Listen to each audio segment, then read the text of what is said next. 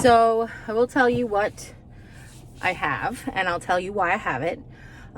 Yesterday, Jim and I started to do Valentine's Day decor and redecorate our fireplace. And if you've been around for a while, you will know that I had 2 small boxes on the left that said Dream and Home, and 3 long but narrow, thin boxes on the right that I got from the Dollar General on sale a while back. And they held all of my seasonal candles, but they really didn't hold them all. So we had to stick some like in here and some in there or whatever. But that being said, we were able to fill them plus. I think that's what I turned the car off. We were able to fill like the one, I think okay, so this is what I did. I'm all over the place. Forgive me. Hi everybody, welcome back to my channel. If you watch the Dollar General haul where I hauled the boxes, the farmhouse boxes, I told you that I kind of bought size from largest being 1 to smallest being 6. And I don't know why I decided to do that. That's actually backwards. But I got 1, 3, 4, and 5. So this one is another, I think this is another number 4. This is the $6 box, but what I ended up doing was putting like the large and the second largest that I got. No, the large and the third largest that I got, and the second largest and the smallest one that I got on that side. Well, the smaller stack that was on the left, which is the smallest and the second largest, took all the candles. The tapers all went in the one on the top, and the pillars and all seasonal candles went in the one on the bottom. And then the one on the right, what I decided to do was I do make a lot of different art decor type things, and I rotate them out just to keep it fresh for me. I don't get rid of the ones that I don't use anymore. I just keep them until I redecorate another time. I put them all in the big box, and there's tons of room. And I'm not saying I need to go buy more stuff, but I ended up using those. And then when I put my art in front of it, you really couldn't see them, whatever. So today, Vlogsters, if you came over here from the Dollar General haul, you're likely to hear me making a lot of noise. I wanted to tell you some stories. So I think I mentioned it before that my mother-in-law is in the early stages of dementia. So she does have a forgetful brain, a little bit more forgetful than their average senior citizen. And what I mean by that is I think that this is the perfect story to tell. I'm just going to move this box out of the way. Those are sturdy boxes, by the way, too. There's a lot of stuff in there. I started... If you watched the Target haul, you saw I bought a notepad that has the things to do list for the week, and it's listed as a week. I started a tentative sort of meal planning menu, but what I wanted to do that for specifically was her. She's had gum problems as of the last 4 or 5 months, and it's been difficult for her to chew certain foods, so we really have to like plan out. There are days when she has been feeling better that I'll put like choices on there, like a soft choice and a hard choice, to say like, we'll prepare for either. I'm just going to close my window because I hear dripping and it's making me want to pee.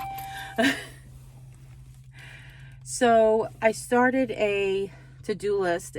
We started it last week, which was good. This week we also list on there the days that Jim has off. And then like we started listing, she had a doctor's appointment and something to do. She did have something to do today that she ended up canceling with her friend. Her friend just went by herself because she wasn't feeling good. So, on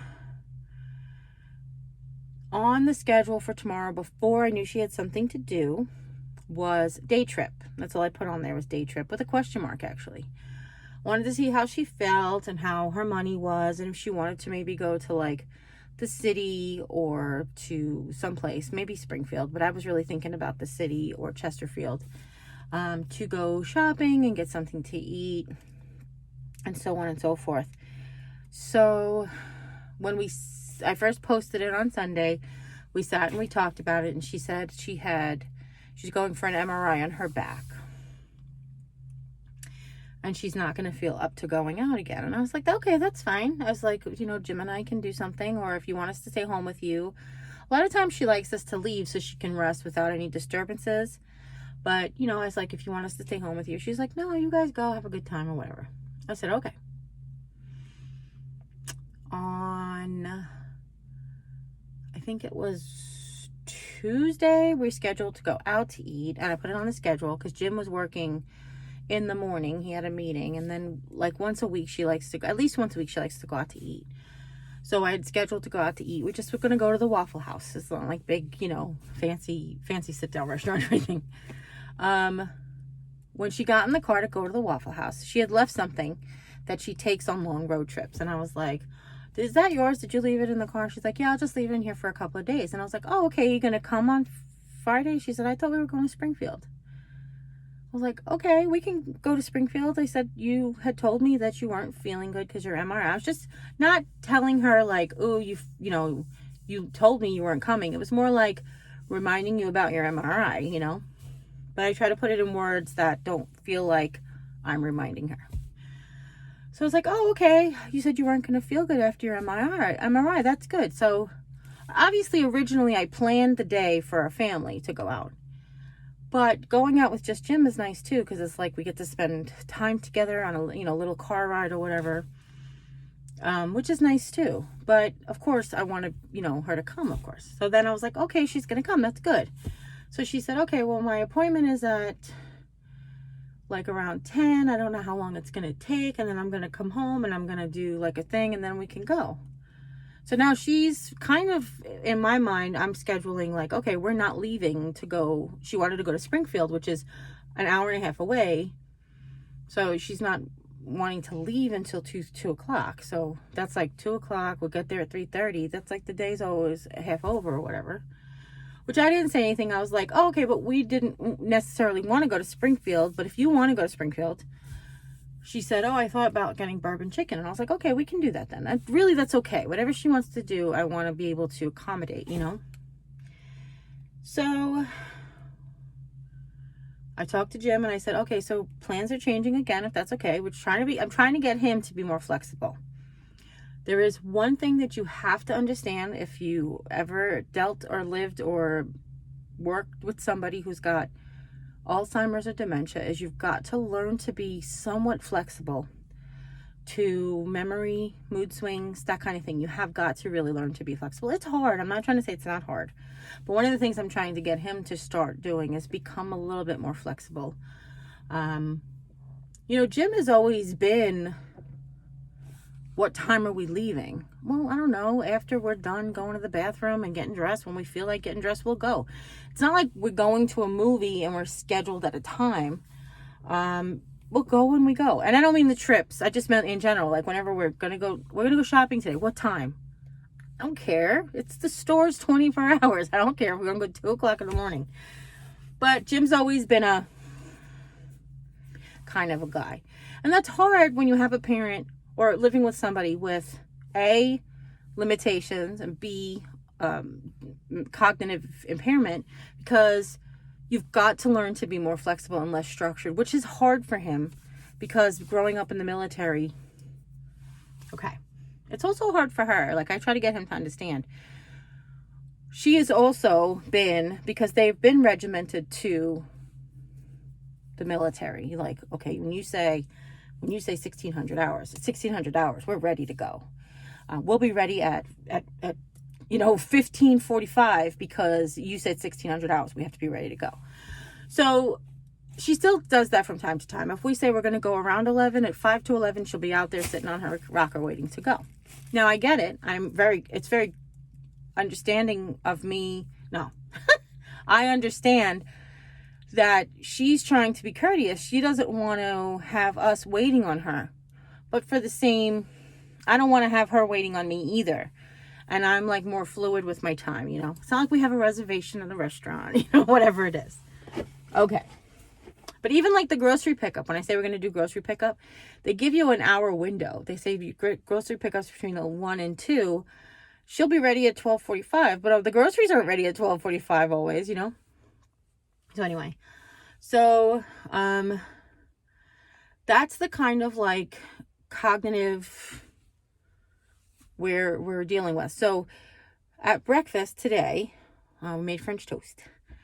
She said, I don't think I'm going to go with you tomorrow because I'm tired. The cat is being, the last couple of week or so, the cat has really been wanting to come out of her room. Now, Jim and I are under the suspicion that she never opens her windows. It's just a giant smoke-filled vicinity that she keeps 1,000 degrees. And the cat wears a fur coat 24 hours a day and doesn't really want to be in a 1,000-degree room suffocating in smoke. Plus, she's getting older. So, the cat keeps wanting to get out and she wants to keep her door closed. And we were just coming up with like some things, and the cat hasn't been letting her sleep. So she wanted to stay home tomorrow and rest.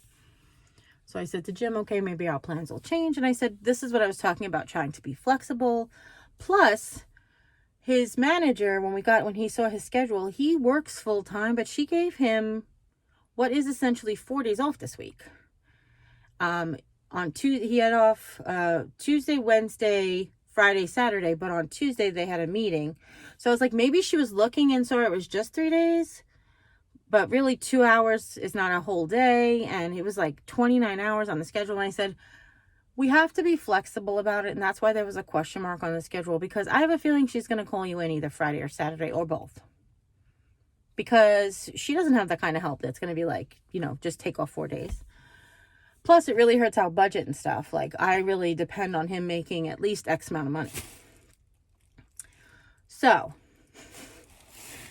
I went to Starbucks because I still have money on my card.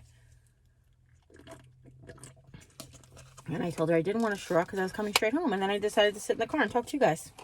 I just needed a drink. Sorry.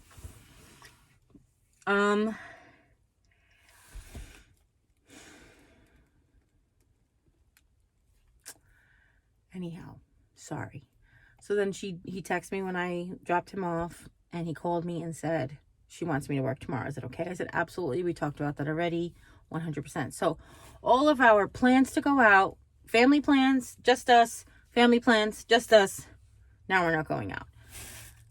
He said, I'm off Saturday. Why don't we go Saturday? I just don't want to go shopping on a Saturday. Everybody who works Monday through Friday works on a Saturday. Why do we keep doing this to ourselves? Plus, it's the 1st, and it's the day before Super Bowl. You know what I mean? It's like, no. Unless he wants to get up at 8 o'clock in the morning to open the stores. No, thank you. No, thank you. No, thank you. You worry about yourself. All right, anyway. It's a cute viral video. I'm sorry I just did that to you. It's really cute, this little girl trying to put a seatbelt on. Anyway, I digress. So,